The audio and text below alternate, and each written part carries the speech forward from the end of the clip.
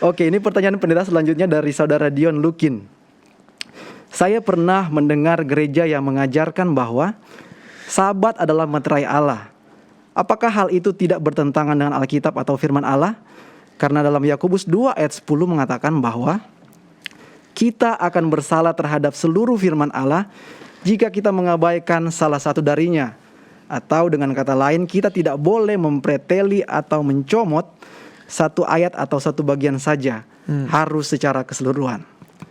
Mengapa tidak satu Alkitab saja dijadikan meterai Allah? Itu pertanyaannya. Selanjutnya, hari Sabat atau salib yang menjadi meterai Allah sesuai dengan 1 Korintus 11 ayat yang ke-25. Demikian juga ia mengambil cawan sesudah makan lalu berkata, cawan ini adalah perjanjian baru yang dimeteraikan oleh darahku. Perbuatlah ini setiap kali kamu meminumnya menjadi peringatan akan aku. Ayat yang ke-26 Pak Pendeta. Sebab setiap kali kamu makan roti ini dan minum cawan ini, kamu memberitakan kematian Tuhan sampai ia datang. Salib adalah lambang kemenangan Allah terhadap iblis. Itulah sebabnya Alkitab firman Tuhan termasuk 10 firman, termasuk juga hari Sabat, kokoh dan kekal. Tapi jika Kristus berdosa, maka firman Tuhan termasuk hari Sabat akan runtuh, tidak berguna lagi.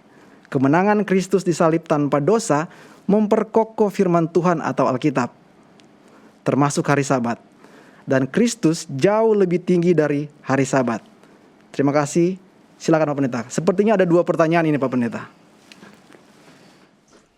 Ya, entah 2 atau 1, tapi yang jelas ini panjang ya. Dan saya sangat hargai sampai menulis begini panjang. Betul. Sambil menyaksikan acara tajam. Puji Tuhan, kita mempunyai minat terhadap firman Tuhan dan kita bertanya tentang firman Tuhan. Terima kasih untuk pertanyaan saudara Dion Lukin ya, yang sudah bertanya. Kalau kita baca dengan teliti 1 Korintus 11 ayat 25 sebagaimana disebutkan oleh saudara Dion tadi, di sana dikatakan cawan ini adalah perjanjian baru yang dimeteraikan oleh darahku. Jadi apa yang dimeteraikan di sini? Yang dimeteraikan di sini adalah perjanjian.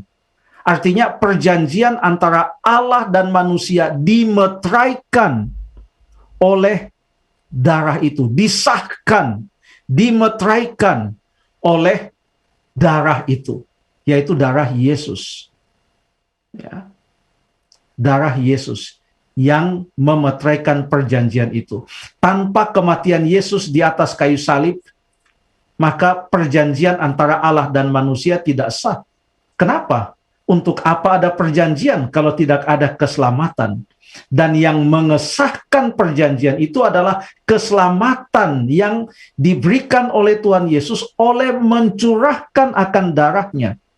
Jadi yang dimeteraikan di dalam 1 Korintus 11 ayat 25 dan 26, yang dimeteraikan di sini bukan orang, tetapi perjanjian yang dimeteraikan. Itu perlu kita lihat dengan baik.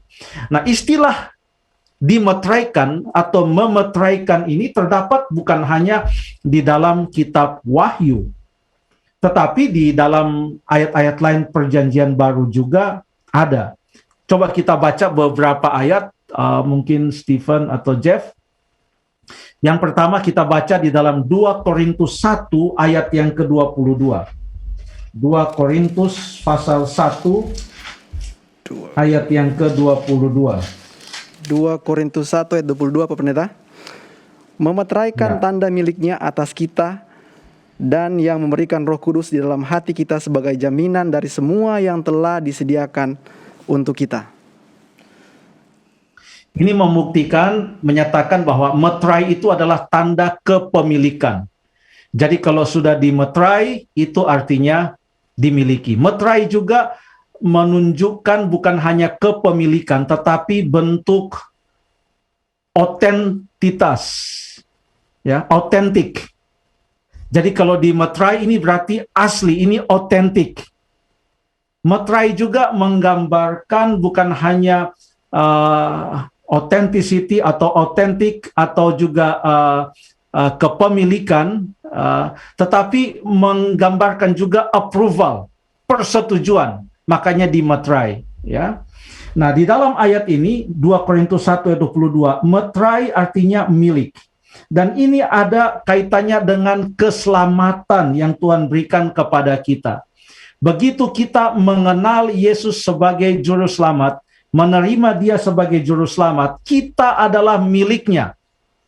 Itu adalah metrai yang diterima di awal perjalanan kita sebagai pengikut Tuhan. Ya.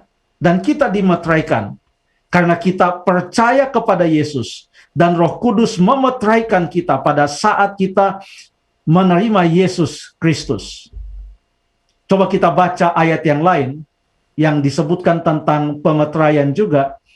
Kita lihat ada 2 ayat dalam buku Efesus. Efesus pasal 1, kita buka Efesus pasal yang pertama ayat yang ke-13. Efesus 1 ayat yang ke-13, boleh tolong dibaca? Efesus 1 ayat yang ke-13, di dalam dia kamu juga karena kamu telah mendengar firman kebenaran, yaitu Injil keselamatanmu.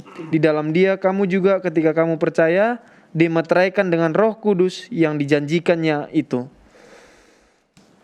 Terima kasih. Kapan kita dimeteraikan oleh Roh Kudus?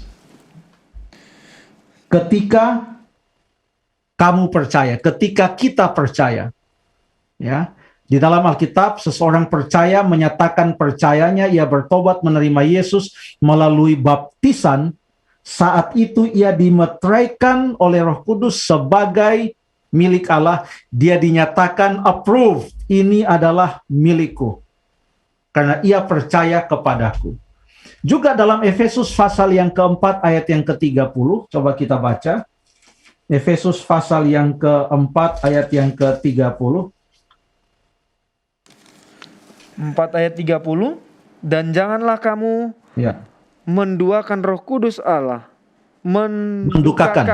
Dan janganlah kamu mendukakan Roh Kudus Allah yang telah memeteraikan kamu menjelang hari penyelamatan.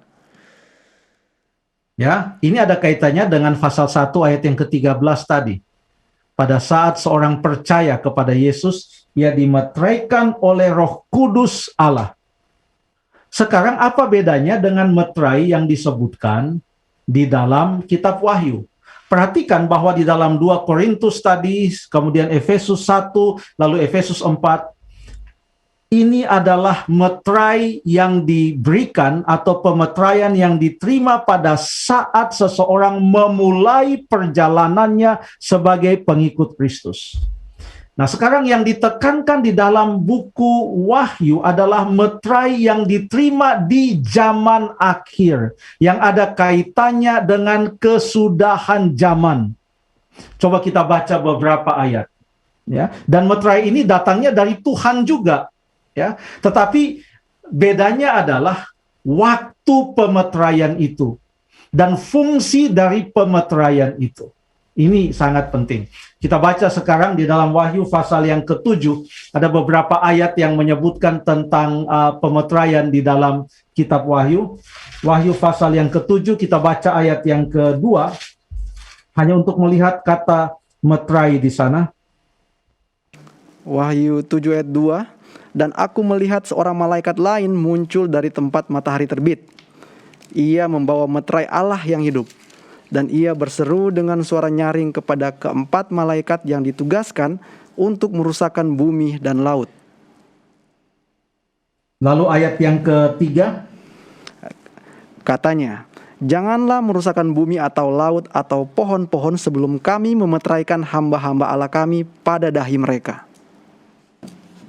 Terima kasih.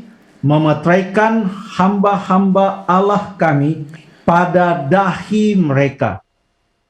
Apa tujuannya? Kalau kita perhatikan ini ayat, bahwa pemeteraian itu berfungsi untuk membedakan manakah umat Allah yang akan diselamatkan dan manakah umat Allah yang akan binasa. Ini terjadi pada zaman akhir. Sebelum terjadinya 7 malapetaka itu yang digambarkan, ini panjang nih di acara tajam. Saya mohon maaf kalau saya hanya buat singkat-singkat saja. Tapi sebelum datangnya 7 malapetaka terakhir itu, di mana pada waktu 7 malapetaka terakhir yang digambarkan dalam Wahyu pasal yang ke-16 itu dicurahkan ke atas orang-orang jahat, maka sebelumnya itu pemeteraian itu sudah dilakukan. Dan setelah pemeteraian itu dilakukan, maka pintu kasihan tertutup dan 7 malapetaka ini pun terjadi. Jadi pemeteraian itu adalah untuk melihat siapakah mereka yang betul-betul memilih untuk setia kepada Allah sehingga mereka akan selamat, dan siapakah yang memilih untuk tidak setia kepada Allah. Karena ada juga meterai-meterai yang lain yang digambarkan di dalam kitab Wahyu. Yaitu di dalam Wahyu pasal yang ke-13 disebutkan tentang tanda dari binatang itu yang merupakan lawan dari meterai Allah. Ya. Tanda binatang itu adalah lawan dari meterai Allah. Jadi semua orang akan menerima tanda di zaman akhir atas pilihan mereka sendiri. Dan pilihan itu akan begitu jelas. Dan tidak akan ada orang yang salah memilih karena begitu jelas pilihan itu. Mau terima meterai Allah atau mau menerima tanda binatang. Sebelum pintu kasihan tertutup, lalu kemudian 7 malapetaka terakhir datang dan Yesus pun datang ke atas dunia ini. Ya. Lalu kemudian apa yang merupakan meterai Allah itu? Ya. Yang merupakan meterai Allah itu, kita boleh baca juga beberapa petunjuk, ya. Kita baca sekarang di dalam Wahyu pasal yang ke 9 ayat yang keempat juga, Wahyu 9 ayat yang keempat. Dan kepada mereka dipesankan supaya mereka jangan merusakkan rumput-rumput di bumi atau tumbuh-tumbuhan ataupun pohon-pohon, melainkan hanya manusia yang tidak memakai meterai Allah di dahinya. Hampir sama dengan Wahyu pasal yang ke-7 ayat yang kedua dan ayat yang ketiga tadi. Meterai Allah itu dikatakan ditaruh di dahi mereka. Dalam pasal yang ke-14, Wahyu pasal 14 menggambarkan bahwa pada dahi mereka tertulis namanya, nama Tuhan kita, nama Allah kita tertulis di dahi. Yang menggambarkan suatu penurutan yang sukarela kepada Allah. Penurutan kepada apa? Wahyu pasal yang ke-12, ayat yang ke-17, menggambarkan orang-orang yang siap untuk dimeteraikan di zaman akhir, yang mengatakan mereka yang menuruti hukum-hukum Allah dan memiliki kesaksian Yesus. Hukum-hukum Allah dan memiliki kesaksian Yesus. Kalau ada waktu yang lain, kita boleh bahas bahwa konsep penurutan kepada hukum Allah dan pertentangan terhadap hukum Allah sangat jelas di dalam Wahyu pasal 12, 13, dan 14. Pada saat hukum Allah mengatakan, jangan ada padamu Allah lain di hadapanku. Maka di dalam Wahyu pasal yang ke-13 dikatakan ada naga dan binatang itu yang menerima penyembahan dari manusia. Menjadikan mereka sebagai ilah atau Allah. Lalu yang kedua, jangan membuat patung dan menyembah. Wahyu pasal 13 juga menyebutkan bahwa ada satu binatang yang keluar dari dalam bumi, dia membuat patung binatang yang keluar dari dalam laut dan memaksa orang untuk menyembah. Lalu yang ketiga, Tuhan Allah katakan jangan menyebut nama Tuhan Allah dengan sia-sia. Tapi ada kuasa kejahatan yang digambarkan sebagai binatang yang keluar dari dalam laut itu, yang menghujat nama Allah dalam Wahyu 13 ayat yang ke-6. Dan dia menghujat nama Allah dan menghujat akan nama Allah dan kemah kediamannya. Dia hujat. Ya. Jadi betul-betul yang ditekankan di sini adalah merupakan 10 perintah Allah. Namun dari semua 10 perintah Allah ini, ada satu perintah Allah yang betul-betul ditekankan di dalam Wahyu pasal yang ke-14 ayat yang ke-7. Pada saat pekabaran yang terakhir sebelum kedatangan Yesus yang kedua kali itu, malaikat yang pertama mengatakan, takutlah akan Allah dan muliakanlah Dia, karena telah tiba saat penghakimannya, dan sembahlah Dia. Siapa Dia ini? Dia yang menjadikan langit dan bumi dan laut dan semua mata air. Ini di dalam ayat yang ke-7. Sementara di ayat yang pertama tadi, pada saat mereka mempunyai meterai di dahi mereka, apa yang dituliskan di sana? Tertulis namanya, nama Bapanya, nama Dia. Siapa Dia ini? Wahyu pasal yang ke-14 ayat yang ke-7. Dia yang telah menjadikan langit dan bumi dan laut dan semua mata air. Ini adalah merupakan kutipan dari perintah Tuhan yang keempat, yang menyebutkan alasan mengapa umat Tuhan diminta untuk menuruti perintah Allah, termasuk perintah yang keempat, ingatlah dan kuduskanlah hari Sabat. Mengapa? Karena Allah yang menciptakan langit, bumi, laut, dan segala isinya. Jadi nama Allah itu betul-betul ditekankan di dalam perintah Tuhan yang keempat. Nama Allah itu betul-betul ditekankan. Bukan hanya namanya, tapi wilayah kekuasaannya, langit, bumi, dan laut. Segala alam semesta ini. Dan bukan hanya namanya dan juga wilayah kekuasaannya, tetapi apa yang Ia lakukan, yaitu Ia adalah pencipta, Ia yang menciptakan.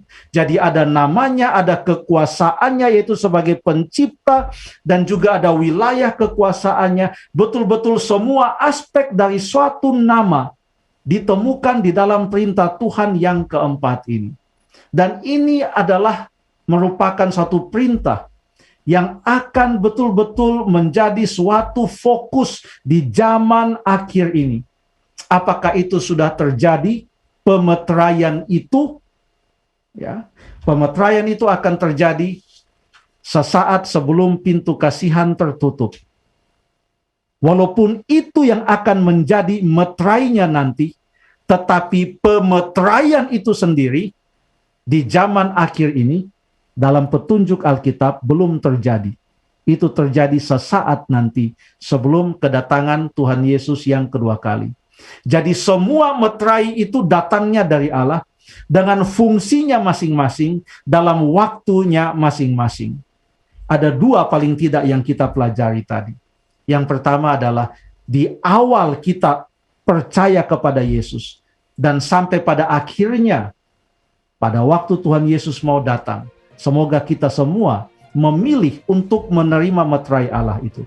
Kalau kita tidak menerima meterai Allah yang pertama, kita tidak mungkin akan menerima meterainya yang kedua. Karena bagaimana mungkin kita bisa menerima meterainya di zaman akhir ini, bahwa kita adalah milik Allah, dan kita dilindungi dari kesukaran itu, dan dipersiapkan untuk kedatangan Yesus dan kerajaan sorga. Kalau mengikut Yesus pun belum kita mulai. Nanti setelah kita mulai mengikut Yesus, dan kita dimeteraikan sebagai milik Tuhan oleh Roh Kudus, maka kita adalah calon-calon, atau orang-orang itu adalah mereka yang bakal dimeteraikan jikalau mereka setia kepada Tuhan. Ya. Jadi tidak ada istilah sekali selamat tetap selamat, apapun yang kita perbuat. Tidak. Semua itu adalah pilihan. Baca saja dalam Wahyu pasal 13-14, pilihan yang diberikan di sana. Kita yang memilih. Ya. Nah, mungkin cukup sampai di sini dulu. Mudah-mudahan adalah memberikan tanggapan sedikit kepada yang bertanya tadi. Terima kasih.